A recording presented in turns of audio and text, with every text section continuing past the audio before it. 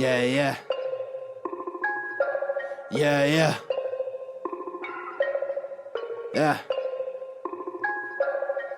Look, Wrestling 101, classes in session. Pay attention to the teachings that's from Andrew and Derrick. I mean, these guys making a killing with no competition. Dynamic duo better than the Hardy Boys and the Dudley Boys. Everybody make some noise. Mess with them, you get destroyed. They cannot be beat. Take a seat, watch them do their thing on the MIC. Face defeat, they cannot be seen like JC. Oh my goodness, it's a killing spree. What's up, guys? Welcome back to another episode of Wrestling IQ 101. You know me, I am Derrick on behalf of Wrestling IQ 101. You can check us out on Instagram, Facebook, Twitter, iTunes, YouTube, at Wrestling IQ 101. Make sure you subscribe. Check out all of our latest episodes. Today is a very, very special day. We got a very special person with us here today, Miss Miranda Morales, host of the Miranda Show. Backstage interviewer, ring announcer, and I know there's a ton of other things that I'm missing that she does because she's the most hardest working woman in wrestling today, the queen of soft style as well. Miranda, how you doing? I'm doing great, Derrick. Thank you so much for having me on. And I was just saying, I'm really glad that we get to talk one-on-one. We always talk in our groups and circles, but I'm really excited to be here with you on the podcast. Thank you. Yeah, definitely. So, we have our podcast group, where we all lean on each other and support each other. A lot of you guys, Greg, you, Rob from Bob Culture, Stephanie from the Hardy Wrestling Podcast, Ty, the Ropes Media. It was my goal to get all of you guys on the show, and one by one I'm accomplishing that because I think all you guys are great and you guys are doing some amazing work. So I wanted people to see a show that was just about you and not you guys talking about other people. So this is my goal with trying to get you guys on the show for sure. Well, thank you. You're right. I mean, we have been really fortunate to have this community of podcasters come together and share our thoughts and victories and successes and challenges. And that's really what it's all about. And no matter what you're podcasting about, you always have those things as a podcaster who genuinely cares about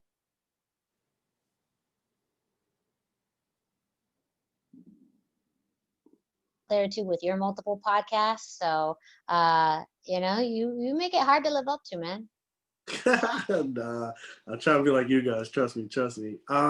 So tell the fans exactly what you're a part of. I know you do so many things. That's what I know, Miranda. I just know Miranda does a whole bunch of things. I know she hosts the Miranda Show, and then she does 20 other shows on top of it. So just tell the fans everything you're a part of and what you do. Yeah, it's hard for me to say no to projects, I guess, but they're all really unique and different. And that was a big part for me, being a part of a few different wrestling websites and their products. And I'll go into it in a second, how they're all pretty different. But I'm part of several different wrestling related podcasts. My own podcast, the one that is just me, is the hashtag Miranda Show, which is part of the chairshot.com. And it's really my random ramblings and thoughts of the world of pro wrestling. And especially as a female fan and one that's very more driven by storyline, how do I perceive wrestling and what's important to me? I do that show with my good friend Greg DeMarco, who is also the kingpin of the chairshot.com, as I like to call it. He runs the site. He runs all of it. And so even just seeing that friendship dynamic of two friends who enjoy pro wrestling but have very different views and historical points of reference. I'm a 90s kid. I grew up in the 90s watching wrestling, and that is my sweet spot. But I know others, the 80s is for them, the late 2000s is for others. So I always bring that perspective in. But we also talk about women's wrestling a lot as well. That's for me a big portion of my fandom and what's important to me. But we usually talk about what's happening with the WWE, AEW. Just yesterday I recorded an episode where I reviewed Impact Wrestling's Bound for Glory pay-per-view that just happened this past week, and really all that was about was just me sharing the things I liked and I didn't like. And if you haven't watched Bound for Glory, very unpredictable, very polarizing. So just going to leave that out there. I also am part of the Greg DeMarco show on thechairshot.com, which is Greg's podcast. And that's how I actually got started. Greg has been his show. Why do you want to come, be a special host? And I said, sure, I'd love to be, and be part of the group that with himself and Patrick O'Dowd. And I never left. And that seems to be kind of a motto that I have. I just show up and never leave. So we've been doing that now for almost 2 years, and it's a really fun show. And it's just different dynamics as well, as a trio of podcasters from different life experiences and locations. It's a lot of fun. I also do a weekly Impact on Access TV review with Big Gold Belt Media. Myself and Niger Chambers, every week we review Impact Wrestling, that week's episode. We share our highs and our lows, usually our highs, things that really pop us. But that's really fun because I think Impact Wrestling overall is viewed as an underdog still. A lot of people still have, TNA in the taste of their mouth when it comes to Impact Wrestling. So for me, giving that company a shot this year, I think has really changed my perspective of pro wrestling and what makes wrestling companies really special and unique, and also maybe why people aren't into them, because everyone has their niche, everyone has what they like and what they don't like. And then the final podcast I'm a part of is from luchacentral.com, and that's the Lucha Central Weekly Podcast. And so as you can guess, it is lucha-centric. So we talk everything Lucha Libre. We discuss the luchador-related events from the U.S., like what's happening with, say, Lucha House Party on WWE, or the Lucha Bros on AEW. Or Taya Valkyrie at Impact Wrestling, or LA Park with MLW, those really Lucha Libre, luchador trained superstars and what they're doing within the world of US wrestling. But of course, we also cover what's happening with AAA and CMLL, some of the smaller independents like IWRG and Lucha Time. And we also talk and just celebrate the history of Lucha Libre. A very cool segment we do is This Week in Lucha Libre History, where we pick an event that happened during the week that we record. And it's usually a match or a special event that happened that week in history. And we just get to share our thoughts on it. And, Lucha Libre is very entranced in, of course, Hispanic and Latino culture, but also just in the heritage of family, in the style of high flying, in masks, and so many other elements that make up Lucha Libre. So for me, it's been a very cool experience to be part of the Lucha Central Weekly Podcast, because it's a whole other aspect of wrestling that I knew about, but I never really explored. And I'm really glad I have that opportunity now, because Lucha Libre is amazing and it's really caught on here in the States, and it has influenced so many people in just their style, even in their look, and even how storylines are written and developed. So that holds a special place in my heart. But yeah, that's my week. That's on a weekly basis, 4 different podcasts, but they're all very different. They all have kind of their unique thing and they're kind of their niche. So that's why too, I feel like each one has its own place for, those who are more geared towards US wrestling. Some of the other podcasts are a good fit, but maybe if you're interested in learning a new segment, or maybe if you're just interested in Impact, or maybe you're just interested in WWE, I think I have a pretty big scope of work in all of them. But that's because I just love it too. Like, I think that's what we all do. We all love wrestling, and for me, I can't get enough, and that's why I talk about it for hours on end every week. Yeah, no, definitely.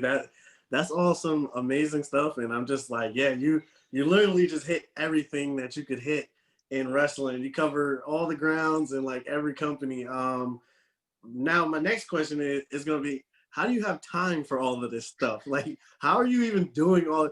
I'm like struggling with 2 shows and you're here with 4. like how are you doing it? Well, I think a few key elements is, one is timing. So I kind of slot certain days of the week for work on podcasts. I do it on my, off time. I have a real job, so I do it after the real job ends. So it's finding the time and blocking off time in the schedule. Planning is a big one as well. I you know, the key to a lot of this is just planning and preparation. And even if it's in the smallest detail, just thinking about what you want to talk about, and how much time you want to set aside for it. And you know, partnership. I have a lot of amazing partners in these. If I had to do all of these alone, then I wouldn't be doing them because I'd be lost. But Greg DeMarco, you know, my friend, my mentor with thechairshot.com, he plays a very big role in the work that I do with thechairshot.com. Najir Chambers with the Big Gold Belt Media, he's someone that I actually met earlier this year at Hard to Kill, when they were actually allowing fans in arenas, and he's an amazing partner and podcast colleague. And same thing with luchacentral.com. I co-host that show with Brendan Barr and Dusty Murphy, and they have been my go-to people for Lucha Libre. They have the extensive Lucha Libre knowledge that I am still learning. So that for me is a big key to success. If you have good partners, good people that you can rely on, that you can count on, you know, you can prepare with, and just timing too, just kind of blocking off time, figuring out the right time. And it makes some days very long, but you know, it's worth it when you get to do something you really enjoy. Yeah, no, definitely. Definitely can relate to that. You know, one thing you said, you were talking about, you know, the weekly impact show you do. That is probably what I was probably most impressed with, to be honest. Because I like that you kind of like you stared your own way, because you know everybody that's out here, they're talking about WWE always, and then if they're not talking about WWE, they're talking about AEW. So for you, I love Impact as well, and I think those guys, there's a lot of great guys there. There's a lot of guys that, you know, we've talked to and that we've actually seen here in New Jersey that we've seen go there as well. So, you know, for us, it's like we know the talent that's in Impact Wrestling.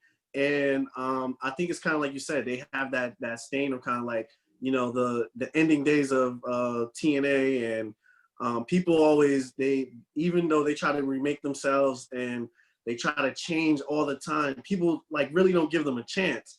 And you know, there was one point where literally I thought TNA and Impact, I thought they were better than WWE, but people were not watching it. And I'm like, these guys are amazing over here. It's like nobody's watching this show. Like, come on, man. So that for me is what I'm the most impressed with that you do, and I'm glad that you do that. And you know, I always tell Rob too. You know, I kind of like, I look at myself as like a piece of everybody. So, you know, I see things and, you know, I think like, oh, that's a good idea. Maybe I should try it. So it's like, you know, I always pick stuff from Rob, talking to Stephanie, pick stuff from her.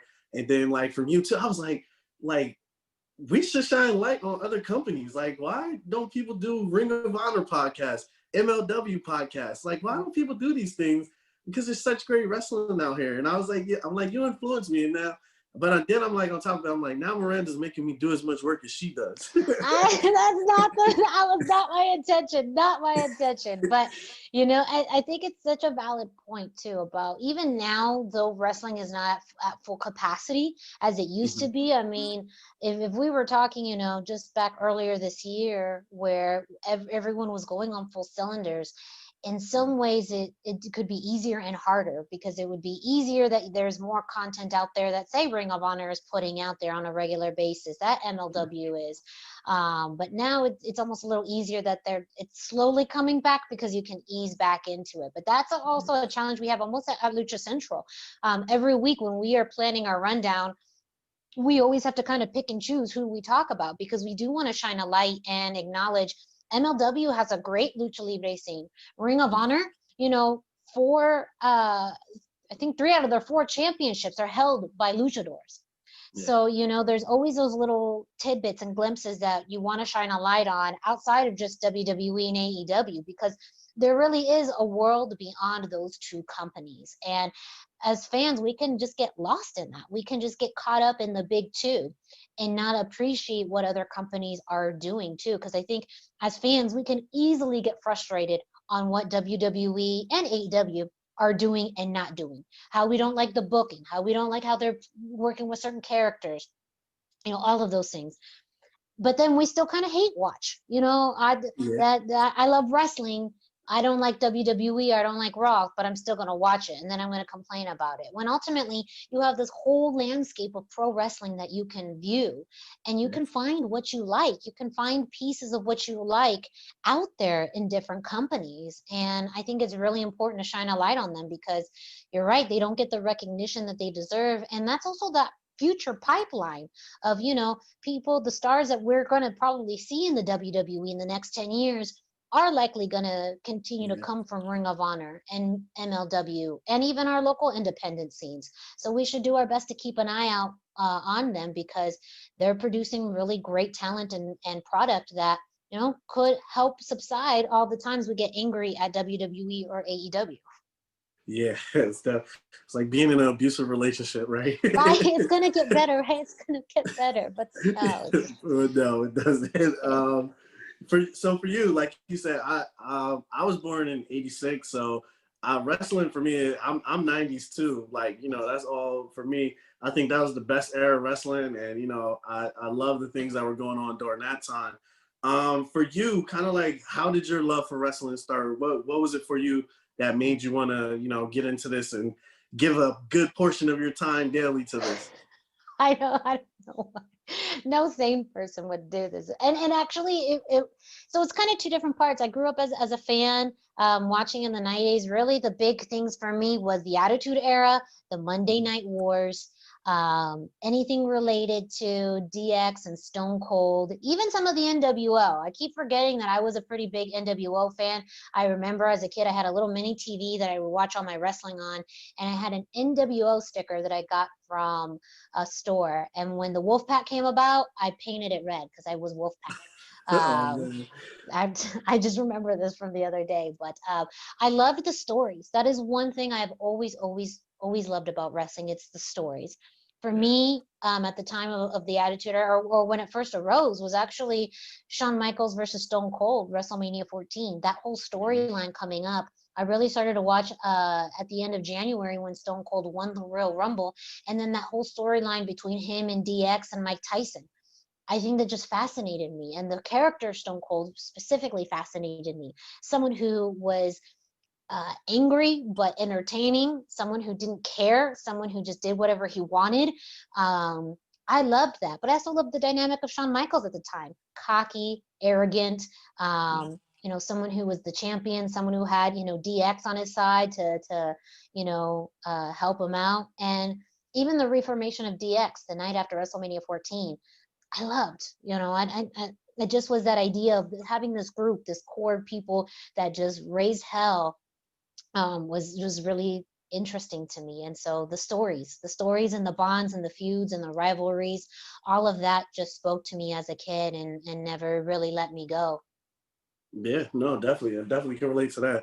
Very great time in wrestling. I was ecstatic to see that NXT was bringing back Halloween Havoc. So I was like, oh, I think everybody loves that. The big pumpkin, and just every Halloween Havoc is one of my favorite pay-per-views that WCW used to do back in the day. So I'm glad that they brought that back for sure. You're from Arizona, right? You live in Arizona? Yes. How is like the independent wrestling scene there, or wrestling scene in general? I always Yeah. think of it because here in Jersey, it's like we're flooded with wrestling. There's a new company opening every week. It's like it's crazy here. And then we have Philly next to us, and Pennsylvania. We have New York next to us. So we're just flooded here. How is it for you out there in Arizona? Yeah, I would say it's definitely a unique scene. Arizona is not really known for having a deep wrestling scene, but it's deeper than people think. At one given time, we were having a boom period right before everything happened with COVID, with at least, 6 or 7 different companies between central and southern Arizona, and even one in southwestern Arizona. And so it was one where we had a lot of talent coming in from California, and Vegas. Those were kind of our 2 points of when people came in, but we had a very active wrestling scene, and we still do. It's coming back up again. And it's also getting to a big source of lucha libre influence. We also have promotions just dedicated solely to lucha libre, where they just focus on that style of wrestling. So I would say that we do get a lot of that West Coast training and West Coast talent that come in, a lot of people from California. And that's a whole hotbed of talent as well. I would say that probably the most popular, well-known wrestler out of Arizona at this time is MLW Openweight champion Alexander Hammerstone. Yes. He is Phoenix, Arizona bred, and he is one that's done amazing things in MLW. His look, his attitude, the work that he's been doing with Dynasty is really, really funny. And also, he's really that scary too. I mean, that size and that athleticism for someone of that stature, like, is freaky. So I'd say it's very active, but it's also a mix of West Coast and just, of other blends as well. But I do say, there's lots of talent too that go off into California and even Las Vegas to work as well. That's another avenue that I started to venture off in. I've started recently to work with future stars of wrestling out in Las Vegas. And that too, for a lot of people on the West Coast, is pretty well known. It was the last promotion that one Karrion Kross was at before he moved to NXT. So, I think that it's still very intertwined, but it definitely isn't as close as some of the places that are in your side of the country. It definitely takes a few hours to get from one city to another too. So that's also a great thing about fans, is some of them really do take the time to travel, 2, 3, 4 hours to go to wrestling shows. And that is a true testament of the amazing fans that are out here. But we got some good group of people. I would say that if anyone is wanting to check out West Coast wrestling, the United Wrestling Network, that is the promotion that the NWA has partnered with for Primetime Live. They air every Tuesday, and they have some of the best West Coast talent out there. They even bring out people from other, parts of the independent sector, but Primetime Live from the United Wrestling Network, that embodies West Coast wrestling, and I love it. So I would recommend people to check that out on Fight TV. Awesome. Definitely got to check that out for sure. So for you, how did you get into doing ring announcing and like the backstage work? How did that happen for you? Yeah. At the time I was living in Albuquerque, New Mexico, and there was an independent promotion there. And that was actually my first exposure to independent wrestling. And this was about 4 years ago. I had heard about independent wrestling, but I'd never been to an independent wrestling show. I had always gone to WWE shows.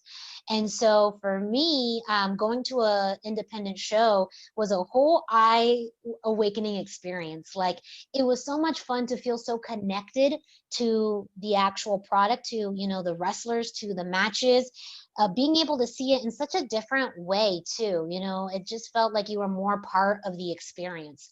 And I loved that. The company that was running at the time, Destiny Wrestling Organization, was looking for people. They wanted to have people help out. And that was my ticket. Like, all the stars lined up. Here's an independent wrestling company. They're looking for people to come. I'm a fan. Opportunity knocks, but it doesn't beg. So I reached out to them and let them know that I was interested in working with them, and we talked. And that's how I first started as a backstage interviewer. I have a degree in communication, so I'm very comfortable talking with people and interviewing people. That was never, I could talk all day. So that's how I started off doing backstage interviews. And then it evolved. They asked if I wanted to ring announce. And just like anything in wrestling, you just say yes, and then you figure it out later. Sure. So I did that, and luckily I was eased into it a little bit. I was able to start announcing 1 or 2 matches per show. So it was not like, hey, here's a whole show you're going to announce. So I got to learn a little bit of that. And I also still really liked doing the backstage interviewing too. So I got the best of both worlds at the time. And really, I mean, it was just, you kind of got thrown in there and you just learn as you go along. How do you do an interview and what is the end goal. I think that's the biggest thing I learned, is you almost think backwards. What is the end goal that you want from the interview, and then how do you work your way to the beginning of it? Because ultimately I always viewed my role as kind of a foil. How can I help project whatever the wrestler wants, or help compel tell a storyline, or how do I help sell this match? So when I always had that in the back of my mind, it kind of made the rest of it a little easy. But also you just ad lib, you just try things out and you see how it works. And that was a very fun experience for me. I think with ring announcing, it was a little bit more different, because you don't get that, you can plan, but you really only have one shot to say what you need to say in the ring and do it well. And that definitely has a little bit more nervous energy, because you don't have multiple shots like you do in an interview. You have the one take, and if you mess up, you mess up, but I do love the vibe of the crowd, that too, being in front of a crowd and just being able to help them get excited and help tell the stories in the ring as well, or help set up matches. That too was a great aspect of ring announcing that I really enjoy. Definitely. Now for me, I feel like all of us, when we first start watching wrestling, it's like you kind of envision yourself wrestling, and being at the main event of WrestleMania. It's all of our dreams. Did you ever have those dreams, or ever had a thought of like actually entering the ring as a wrestler? No, never. And it's weird, because I think about who really influenced me as a kid. And to be honest, if I was thinking about anyone I wanted to be, I wanted to be JR. I wanted to be Jim Ross. Got you. I wanted to be the person telling the stories, because he was one that I really gravitated to as a kid, as like, especially the way that he would tell Stone Cold matches and Mick Foley matches. Like really pulling on your heartstrings, really trying to compel you to understand what is happening through the actions of whoever's competing. Even the stuff that he talked about The Rock. I feel like The Rock, though, was self-explanatory. The Rock got through what The Rock wanted to get through. But I always imagined myself in more of a commentary role. That is what I wanted to do more than wrestling. I've never been very athletic, so I think that's also why like that part never interested me. But being somehow part of the storytelling, primarily through commentary, was like what I wanted to do as a kid. Yeah, definitely. So for you, what are your goals? Like, what do you want to accomplish with wrestling, and what do you want people, when it's all said and done, to know about Miranda Morales at the end of the day? Yeah, that's a good question. And they say vague goals lead to vague results, and I get that. I would say there is a little bit of vagueness, because this year especially, I would have said, would have never predicted the way that things would have rolled out. I definitely did not intend to set on being on, 3 different podcasts. It just kind of happened that way. So definitely not a goal to like be at as many podcasts as possible. I feel like my goal is to continue the work that I'm doing and ensure with quality and support those websites to get the recognition that they deserve as quality websites for pro wrestling.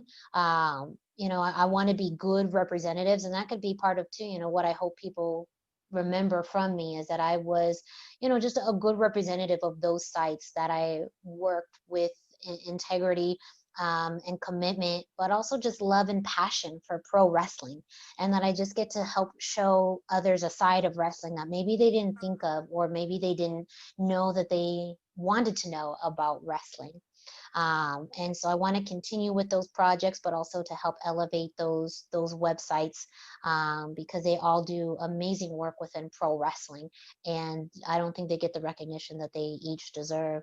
As far as internet, announcing and interviewing, that too has its own set of goals. To be honest, there's always a pipe dream to get to a bigger role, to a bigger company. That would always be amazing. But I also know, kind of realistically, with my life and my age and all those things, maybe it's not as possible. So I would just love the opportunity to continue what I'm doing for as long as I'm doing it, and maybe reaching out and working with as many promotions as I can that make sense. I think that there's so many wrestling promotions out there that I would, think I could be a good fit for and work for. Maybe some not too. I think a big pipe dream would be to announce somewhere internationally. For me, if I ever got the chance to work a lucha libre show, that would be amazing, because that is so ingrained with my own culture and personality as a Puerto Rican, and someone who's still learning, not even just Spanish, but just the culture of lucha libre and the styles of wrestling. I think that it would feel like a culmination of all this work and interest if I ever were to announce somewhere in Latin America. I think that would be amazing. But almost any country, I think for me, that would be like a big milestone. If I could announce or interview in a different country, that to me would be like, wow, you've made it. You got the chance to go somewhere beyond your comfort zone, beyond your backyard, and you got to do something big. And I think that would be something I'd love to do in the next few years. Awesome. Yeah, that would be an amazing accomplishment for sure. Do you have any other talents that no one would know about outside of wrestling? Oh man, define talents. No, well, I don't cook. I'm not a very good cook. I don't dance very well. I'm a terrible dancer, Oh actually. man. I'm I'm not very artful in any of those things. I would say I'm an avid shopper. I love to shop. I always find a good deal. Okay. I would say maybe not a talent, but a thing that some people may not know is I'm an avid Hello Kitty collector.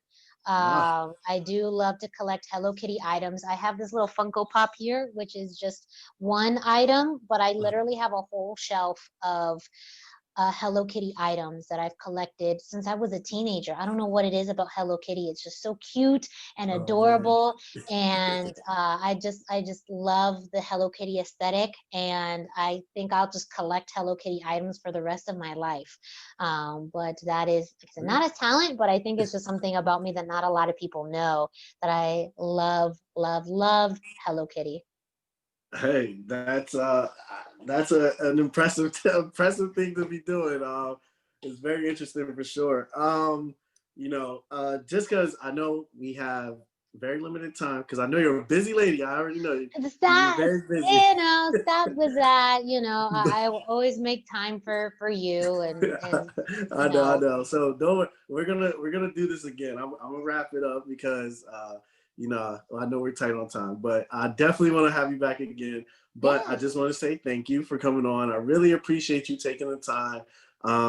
You're one of my homies, and I yes. definitely love all the work that you're doing, and everybody else that's in our podcast group that we have. But for fans that are listening, if they want to follow you, if they want to check out all the great things that you're doing, how would they find you? Yes, so you can follow me on Instagram and Facebook at the hashtag Miranda, hashtag spelled out. I do not have a Twitter. That is part of, I guess it's almost a gimmick at this point. I do not have a Twitter. People try to convince me to have a Twitter. I know what wrestling Twitter looks like, and it's a scary place, and I just don't think Yes. I'm mentally prepared for that yet. So I stay in my comfort zone of Facebook and Instagram, but I do sometimes take over the Twitter account for the chairshot.com. I do this fun thing where I take over the Chairshot Twitter account during NXT takeovers. So that is my attempt at navigating wrestling Twitter, utilizing Twitter, sharing my thoughts on what's happening during NXT takeover. So you can follow the Chairshot's Twitter account at Chairshot Media, and that could be when you may be able to find me on Twitter. Awesome. All right. See, look, that's perfect. Miranda, once again, I want to say thank you, thank you, thank you. I'm so happy to get this, Yes, chance thank to you. get this insight into who you are as a person. Definitely make sure you guys check out all the great things Miranda's doing. Make sure Queen of Soft Style t-shirts too, right? They can Yes, still get yeah, those. no, very good point. So I do have my own t-shirt. Is the Queen of Soft Style, and that is Mhm. just because I love soft style t-shirts. Anyone who's ordered a t-shirt, especially from ProWrestlingTees.com, you know that you have an option of ordering a t-shirt in soft style, and Yeah. I just highly recommend it. It's a little piece of heaven, and with that, I've been dubbed the Queen of Soft Style. So you can order your very own Queen of Soft Style t-shirt on ProWrestlingTees.com. t-shirt.com/the chair shot. T-shirts start at $19.99. You do have to pay a few extra dollars to get it in soft style, but I promise you it is worth it. To have that extra comfort on you all day long is worth its weight in gold. But yes, Queen of Soft Style t-shirt, prowrestlingtees.com/the chair shot. Perfect. Make sure you get that tee, man. Definitely. Soft style tees are the best shirts, by the way, as well. They are. I'm just doing this. If you listeners don't know by now, just buy a soft style t-shirt. Just do it. It will change your life. Definitely, definitely. And for us, this is Wrestling IQ 101.